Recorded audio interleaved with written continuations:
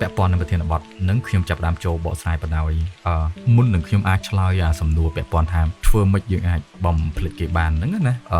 ខ្ញុំចង់ទាញចំណាប់អារម្មណ៍ឲ្យបងប្អូនយល់ពាក់ព័ន្ធនឹងមូលហេតុសិនថាហេតុអីបានជាយើងចង់បំភ្លេចគេអញ្ចឹងដើម្បីដៅអាមូលហេតុដែលយើងចង់បំភ្លេចគេឲ្យបានហ្នឹងតែប៉ុន្តែវាមិនមែនស្រួលទេមកពីវាមិនមែនស្រួលហ្នឹងហើយបានជា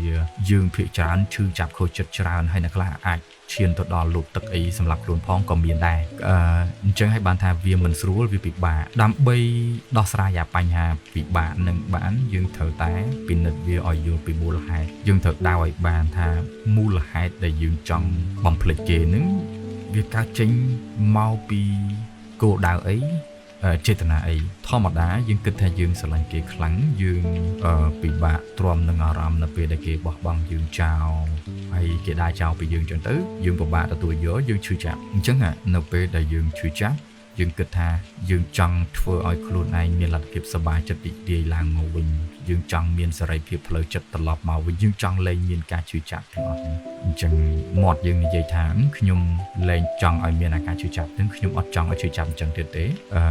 ក៏យើងសួរចិត្តខ្លួនឯងថាហេតុអីបានយើងឈឺចាប់ហើយចម្លើយនៅក្នុងខ្លួនយើងភាគច្រើនយើងឆ្លើយបានថាមកពីខ្ញុំនឹកគេបានខ្ញុំឈឺចាប់មកពីខ្ញុំនឹកឃើញរូបភាពរបស់គេទៅវាធ្វើឲ្យខ្ញុំឈឺចាប់តែសំណួរសួរថានៅពេលដែលយើងគិតថាយើងនឹកគេហើយវាធ្វើឲ្យយើងឈឺចាប់វាកើតអីបន្ទាប់អញ្ចឹងយើងយល់ច្រឡំថាខ្ញុំបើសិនជាអត់នឹកគេឬក៏លែងនឹកគេទៅប្រហែលជាខ្ញុំលែងមានការឈឺចាប់ហើយឃើញទេអញ្ចឹងយើងសន្និដ្ឋានថាបើសិនជាអាចលុបអា memory ឬក៏ការចងចាំនឹងបានទំនងជាវាអាចជួយយើងលែងមានការឈឺចាប់ប៉ុន្តែពីខ្ញុំទៅខ្ញុំគិតថាវាអត់អញ្ចឹងទេវាមានហេតុផលស៊ីជម្រៅច្រើនជាងនឹងទៀតអញ្ចឹងអាស៊ីជម្រៅជាងនឹងទៅទៀតនឹងស្អីគេខ្ញុំសូមបកស្រាយដូចតទៅដើម្បីឲ្យយល់ថាវាមានស្អីលើពីនឹងខ្ញុំចង់ឲ្យយើងនឹងខ្ញុំចង់បង្វែរចំណាប់អារម្មណ៍យើងទាំងអស់គ្នានឹងមកស្វែងយល់ពីមូលហេតុដើមនៃការកកើតស្នេហាសិននៅក្នុងស្នេហាមួយ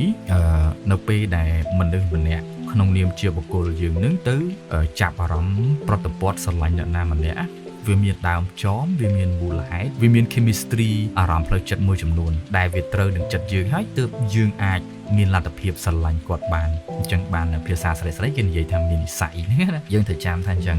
ហើយអញ្ចឹងហ្នឹងវាមានន័យថាម៉េចវាមានន័យថាអញ្ចឹងយើងក្នុងនាមជាបុគ្គលយើងមានរូបរាងកាយអញ្ចឹងយើងមានផ្លូវចិត្តផ្នត់គំនិតអញ្ចឹងយើងមានការយល់ឃើញអញ្ចឹងចំណុចល្អចំណុចអាក្រក់របស់យើងក្នុងនាមជាបុគ្គលមួយហ្នឹង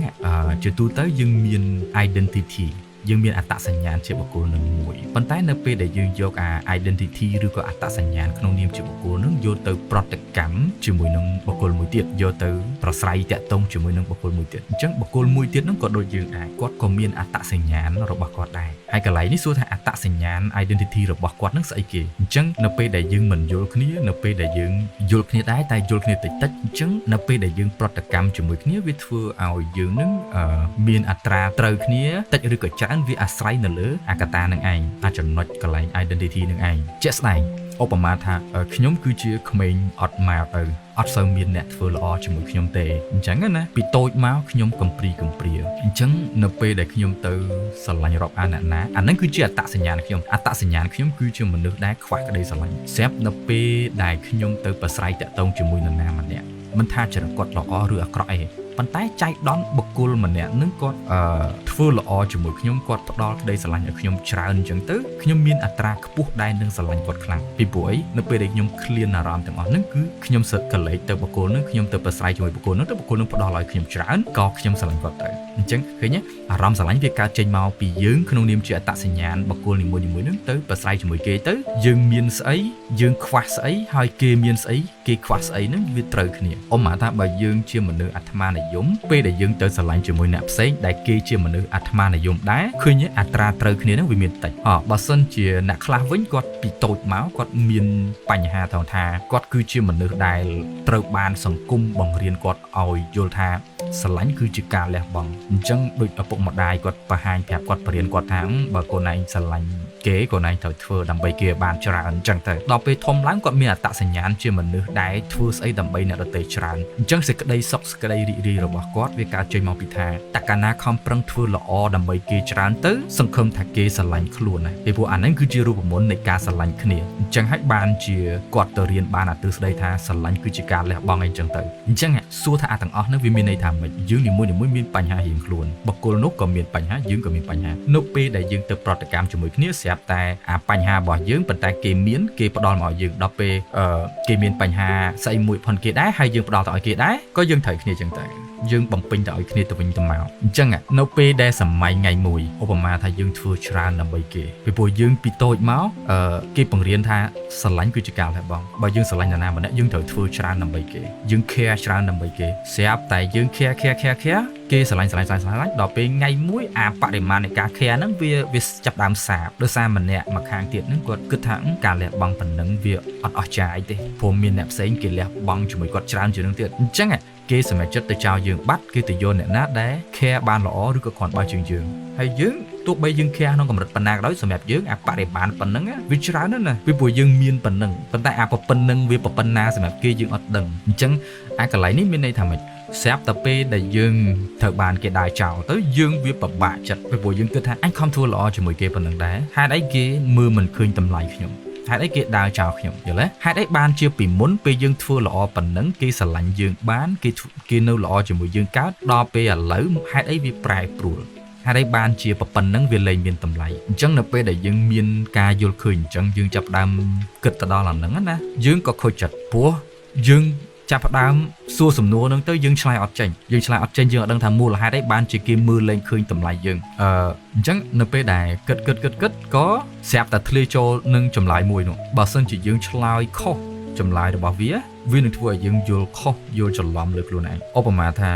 យើងសួរថាហេតុអីបានជាយើងធ្វើល្អប៉ុណ្ណឹងហើយគេមើលអត់ឃើញតម្លៃខ្លួនឯងចម្លើយដែលឆ្លើយវាមាន2ទី1យើងធ្វើល្អប៉ុណ្ណឹងហើយគេមើលមិនឃើញដោយសារអាអ្នកមើលនឹងភ្នែកវាស្អុយឬក៏ទី2យើងធ្វើល្អប៉ុណ្ណឹងហើយប៉ុន្តែចៃដន្យអាសេចក្តីល្អដែលយើងធ្វើនឹង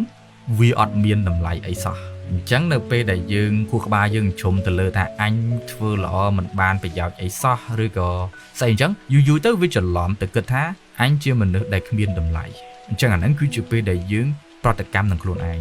យើងចាប់ផ្ដើមទូចចិត្តនឹងខ្លួនឯងយើងមិននឹកស្មានថាអញជាមនុស្សគ្មានតម្លៃសម្រាប់គេយល់ទេពីព្រោះពីទូចមកជំងឺចាស់របស់យើងគឺយើងគិតថាបើអញធ្វើល្អឲ្យគេទៅហើយគេស្រឡាញ់អញអាហ្នឹងបូកចូលគ្នាទៅមានន័យថាអញជាមនុស្សមានតម្លៃពីព្រោះគេមើលឃើញពីសេចក្តីតស៊ូរបស់ខ្ញុំគេមើលឃើញពីការលះបង់របស់យើងអញ្ចឹងអាសេចក្តីល្អដែលយើងធ្វើឲ្យគេហ្នឹងគឺយើងហុចឲ្យគេហើយស្រាប់តែពេលគេស្រឡាញ់យើងវាធ្វើឲ្យយើងច្រឡំជឿថាគុណតម្លៃយើងគឺនៅលើអាលះបង់ហ្នឹងតែខំប្រឹងលះបង់ទៅដល់ពេលគេទទួលគេបង្ហាញអារម្មណ៍ល្អជាមួយយើងស្រឡាញ់យើងមានន័យថាអ្វីដែលល្អយើងធ្វើហ្នឹងវាធ្វើឲ្យយើងជាមនុស្សមានតម្លៃដល់តែពេលថ្ងៃមួយយើងធ្វើល្អទៅគេលែងឲ្យតម្លៃយើងគិតថាយើងអត់មានតម្លៃអញ្ចឹងដល់ពេលដែលយើងអត់មានតម្លៃយើងតូមនោះយើងអន់ចិត្តខឹងចិត្តនឹងខ្លួនឯងអញ្ចឹងដល់ពេលដែលយើងតូចចិត្តអន់ចិត្តនឹងខ្លួនឯងរៀងរាល់ពេលដែលយើងនឹកឃើញអំពីការដែលគេដើរចេញពីយើងការដែលគេបោះបង់យើងគឺជាពេលដែលខួរក្បាលយើងនឹងបញ្ជ្រាបអព័ត៌មានមួយឲ្យយើងនឹងយល់ច្រឡំថាអញជាមនុស្សគ្មានតម្លៃអញ្ចឹងហើយបានវាកើតឲ្យមានជាការឈឺចាប់អញ្ចឹងហើយបានជាមានបងប្អូនមួយចំនួននឹងសួរខ្ញុំថាហេតុអីបានជារាល់ពេលដែលខ្ញុំនឹកឃើញគេវាធ្វើឲ្យខ្ញុំឈឺចាប់បើសិនជាខ្ញុំបញ្យល់កន្លែងនឹងហើយអត់ទាន់យល់ខ្ញុំមានឧទាហរណ៍មួយទៀត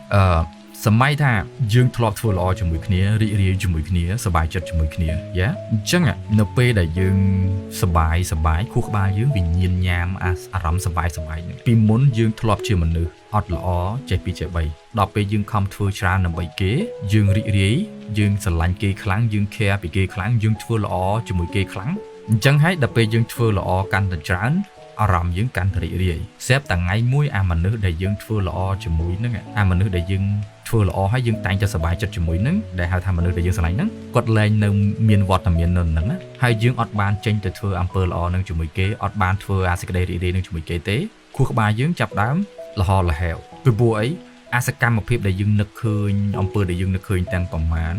បើសិនជាយើងនឹកគេយើងបានចេញទៅជួបគេយើងបានទៅញ៉ាំអីជាមួយគេអញ្ចឹងវាអាចសម្រន់អាការៈនឹកបានហើយវាធ្វើឲ្យយើងរីករាយកើតប៉ុន្តែបើយើងនឹកគេហើយយើងអត់បានចេញទៅជួបគេព្រោះគេបានរត់ចោលយើងបាត់ទៅហើយអញ្ចឹងធ្វើឲ្យខួរក្បាលហ្នឹងឃ្លានប៉ុន្តែអត់បានស៊ីអីអត់បានស៊ីចំណីអារម្មណ៍ហ្នឹងអ អត់បានមានអាដូផាមីនយកទៅញ៉ាំឲ្យសប្បាយចិត្តមិនញ៉ាំឲ្យសំទោវាអត់បានបញ្ចេញអាដូផាមីននឹងធ្វើឲ្យយើងសប្បាយចិត្តដូចចិត្តដែលយើងចង់បានអញ្ចឹងនៅពេលហ្នឹងវាមានអារម្មណ៍លហលហែវនៅក្នុងចិត្តយើងអាលហលហែវ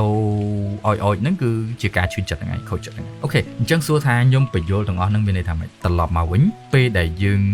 ស្គាល់ថាប្រភពនៃការឈឺចាប់វាកើតចេញពីប្រឡោះហ្នឹងណាសួរថាយើងធ្វើម៉េចយើងក៏ចាប់ដើមច្រឡំថាត្រូវតែបំភ្លេចគេតតែបានមានន័យថាបើឲ្យតែនឹកគេធ្វើឲ្យខ្ញុំឈឺចាប់ឥឡូវដើម្បីកុំឲ្យនឹកវាមានមួយផ្លូវគឺលុបវាចោលទៅវាលែងនឹកហើយព្រោះអត់មាននៅក្នុងការឈឺចាប់ប៉ុន្តែកន្លែងនេះគឺជាការយល់ខុសការឈឺចាប់ទាំងអស់វាអត់ត្រូវការវាអត់អាចរំលងចោលបានទេព្រោះពេលដែលយើងឈឺចាប់គឺជាពេលដែលរាងកាយយើងប្រាប់ថាអានឹងសំខាន់សម្រាប់យើងត្រូវតែដោះស្រាយជាមួយវាមិនមែនអានឹងសំខាន់សម្រាប់យើងត្រូវតែលុបបំបត្តិវាចោលលុបអត់បានទេការចងចាំយើងចងចាំមនុស្សនេះចងចាំមនុស្សនោះយើងលុបអត់បានទេលើកលែងតែកោសិកាចងចាំយើងងាប់ទើបយើងលែងចាំនរណាបានអញ្ចឹងណាអញ្ចឹងបើសិនជាយើងនៅតែមានប្រាជ្ញាស្មារតីល្អយើងស្គាល់បុគ្គលនេះបុគ្គលនោះឈ្មោះនេះឈ្មោះនោះអញ្ចឹងយើងអត់អាចលុបការចងចាំបានទេអញ្ចឹងកុំច្រឡំថាឲ្យតែពេលនឹកគេយើងចេះតែចង់បំភ្លេចគេកើតគឺបំភ្លេចអត់បានទេហើយសុំទោសផងពីដើមមកខ្ញុំអត់បានប្រាប់ថាបំភ្លេចបានឬមិនបានខ្ញុំចូលនិយាយយកហ្មងប៉ុន្តែខ្ញុំសូមបញ្ជាក់ថាគោលដៅគឺយើងមិនត្រូវការបំភ្លេចទេប៉ុន្តែយើងត្រូវតែមានលទ្ធភាពអាចរៀនរស់ជាមួយនឹងការចងចាំនឹងឲ្យបានឧបមាថាខ្ញុំមុតកបិតបើសិនជាខ្ញុំមុតកបិតខ្ញុំមានលំអួរវាឈឺប៉ុន្តែមិនមែនមានន័យថាខ្ញុំត្រូវតែជប់វាឲ្យលាយខ្សលទៅខ្ញុំបាត់ឈឺទេវាអត់ចឹងទេបើសិនជាវាលបួសលហែកសាច់មកឆ្វាចអ្វីដែលយើងធ្វើបានគឺយើងត្រូវការដោះស្រាយមួយវាហើយវិធីដោះស្រាយមួយវានឹងគឺយើងត្រូវតែប៉ះវាត្រូវតែដេរវាយល់ទេអញ្ចឹងតែកាលណាប៉ះហើយដេរមិនមែនមានន័យថាវានឹងស្រួលទេវានឹងនៅតែឈឺអញ្ចឹងប៉ុន្តែវានឹងឈឺតែមួយពេលនឹងទេនៅពេលដែលឈឺយើងដេរអីរួចយើងដាក់ថ្នាំអីរួចមករយៈក្រោយទៅវានឹងមានលទ្ធភាពជានៅពេលដែលវាសះឬក៏វាជាវាលែងឈឺប៉ុន្តែអាស្នាមស្កាហ្នឹងវានៅតែមានហ្នឹងអញ្ចឹងខ្ញុំចង់បញ្ជាក់ពី reality តាយើងអត់អាចការពិតទៅគឺយើងអត់អាចជប់វាឲ្យលេខខ្សលទេការចងចាំយើងក៏ដូចគ្នាដែរយើងអាចនៅនឹកឃើញមុខគេយើងអាចនៅចាំឈ្មោះគេដូចជាក់ស្ដែងខ្ញុំមានសង្សារចាស់ដែរប៉ុន្តែខ្ញុំនៅនឹកឃើញមុខគាត់ខ្ញុំនៅចំណាំគាត់ប៉ុន្តែខ្ញុំអត់ឈឺចាប់ទៀតទេខ្ញុំអាចរកវិធីសាស្ត្រឲ្យខ្លួនឯងបានសប្បាយបានច្រើនខ្ញុំមានលទ្ធភាពទៅធ្វើអីផ្សេងដែលធ្វើឲ្យខ្ញុំរីករាយបានច្រើនអញ្ចឹងអានឹងបានយើងហៅថាការរើបំរាស់ពីស្ថានភាពឈឺចាប់នឹងបានជោគជ័យអញ្ចឹងសួរថាយើងធ្វើម៉េចសម្រាប់យើងវិញឧបមាថាយើងគិតថាយើងជាមនុស្សលែងមានតម្លៃយើងនឹកអារូបភាពយើងសប្បាយយើងគិតថាកាលពីខ្ញុំនៅស្រឡាញ់គេហ្នឹងគឺខ្ញុំ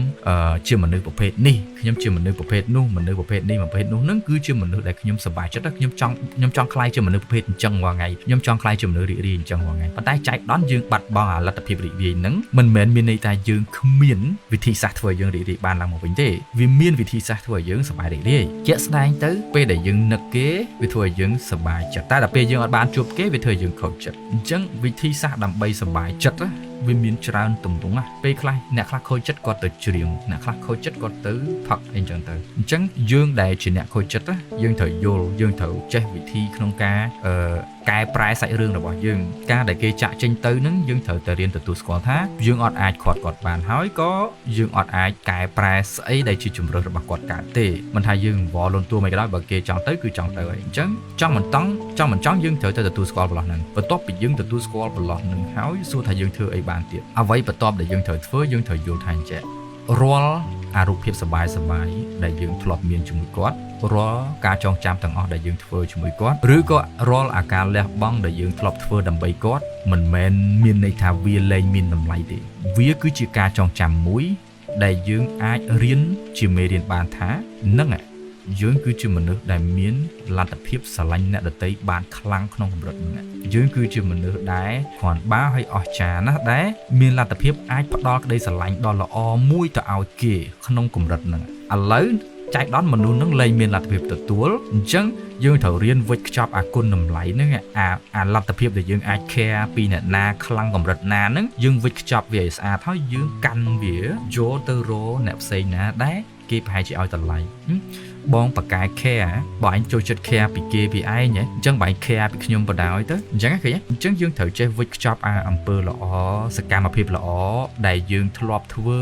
ហើយហ៊ានធ្វើសម្រាប់អ្នកដទៃក្នុងកម្រិតហ្នឹងលះបង់គ្រប់យ៉ាងដើម្បីគេហ្នឹងខ្ចប់វាឲ្យស្អាតយកទៅលះបង់ឲ្យអ្នកផ្សេងមួយទៀតអញ្ចឹងប្រហែលសួរថាចុះបើលះបង់ទៅខុសហើយយើងខុសចិត្តទៀតកន្លែងនេះយើងអាចកែបានស្ថានភាពហ្នឹងយើងត្រូវតែឆ្លាតយើងត្រូវតែរៀនចេះមើលមនុស្សមុននឹងយើងលះបង់ស្អីទៅឲ្យអ្នកណាមួយយើងត្រូវចេះយល់ថាតើបុគ្គលហ្នឹងគាត់ចេះទទួលឬក៏អត់ពេលយើងធ្វើល្អឲ្យគេអញ្ចឹងទៅយើងឃើញគេចេះអរគុណជាមួយយើងឬក៏អត់គេចេះយកចិត្តទុកដាក់ជាមួយនឹងការផ្ដល់ឲ្យរបស់យើងអត់តិចតួចក្តីអ្នកនឹងមើលរំលងតែកាលណាយើងចេះមើលមនុស្សអញ្ចឹងពេលដែលយើងលះបង់ស្អីឲ្យស្អីទៅអ្នកណាថ្ងៃក្រោយយើងអត់មានអារម្មណ៍ខូចចិត្តនឹងអាការហ្នឹងទេព្រោះអីវាយើងស្គាល់មនុស្សនឹងរៀងគ្រាន់បើជាងមុនអ្នកដែលយើងស្គាល់ខាងក្រោយនឹងគាត់អាចថាចេះមើលឃើញចេះយកចិត្តទុកដាក់ចឹងទៅគាត់ចេះទៅសើយើងថាបាទបងចាបងដែលបងធ្វើល្អជាមួយអូនចឹងទៅវាសប្បាយចិត្តអូនស្រឡាញ់បងចេះពីចេះ3ចឹងទៅវាក៏ធ្វើឲ្យយើងរីករាយកាន់តែចង់ធ្វើល្អបន្ថែមទៀតហើយអញ្ចឹងយើងមានអត្តសញ្ញាណជាមនុស្សដែលធ្វើច្រើនដើម្បីគេយើងមានអត្តសញ្ញាណជាមនុស្សដែលលះបង់ច្រើនដើម្បីគេនៅពេលណាដែលយើងលះបង់ទៅត្រូវមនុស្សអ្នកដែលយើងលះបង់ឲ្យនឹងគេសប្បាយចិត្តគេអរគុណយើងក៏រីករាយដែរព្រោះយើងវាឆ្ងាញ់ត្រង់ហ្នឹងវាចូលចិត្តអញ្ចឹងតែបើសិនជាយើងលះបង់ទៅឲ្យគេទៅគេអត់អរគុណមួយយើងឬក៏គេហាក់បីដូចជាមិនសូវមើលឃើញអាស្អីដែលយើងលះបង់ហ្នឹងវាចេះធ្វើយើងរហ័សរហែវព្រោះយើងគឺជាមនុស្សប្រភេទអញ្ចឹងខ្ញុំគិតថាប្រហែលជាខ្ញុំនិយាយច្រើនពេកខ្ញុំចង់តម្លាក់ក្បាលមីក្រូចប់ប៉ុណ្ណឹងខ្ញុំអត់ដឹងថាយល់ប៉ុណ្ណាទេបើសិនជាមិនយល់ទៀតអាចសួរបន្ថែមទៀតបាទអញ្ចឹងខ្ញុំសូមបញ្ចប់វីដេអូតែប៉ុណ្ណឹង